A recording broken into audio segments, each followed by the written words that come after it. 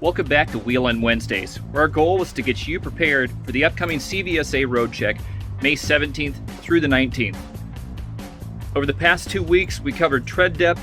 Today, we're going to cover tire inflation and valve stems. First thing we want to check on our steer tires is to make sure that our valve stem has a valve stem cap. And as you can see, this one does not have one in place. So we're going to want to get one placed on there, because without that on there, that's a DOT violation. Checking tire pressure is relatively easy. We're going to take a tire pressure gauge and we're going to press that into the tire.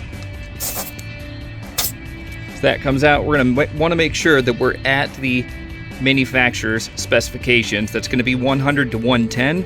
CRST typically runs theirs at 110 psi.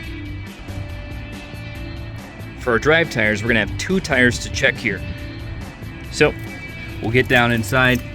We're going to take the back side of that tire pressure gauge and pull it against that tire to check and make sure we're at adequate pressure. Again, always making sure that that valve stem cap is in place. Next, we go up to the top port here, and as you can see, we get a reach through all the way to that other tire, that inner tire. So pretty simple. We're going to take the far end of that gauge and press it into that tire and make sure that we're at the manufacturer's specifications between 100 and 110 psi. One final tip, make sure that when checking the tire pressure, you're checking it when the tires are at air temperature.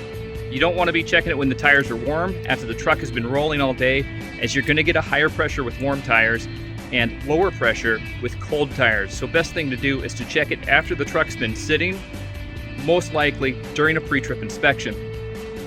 Thanks. We'll see you next week for Wheel on Wednesdays.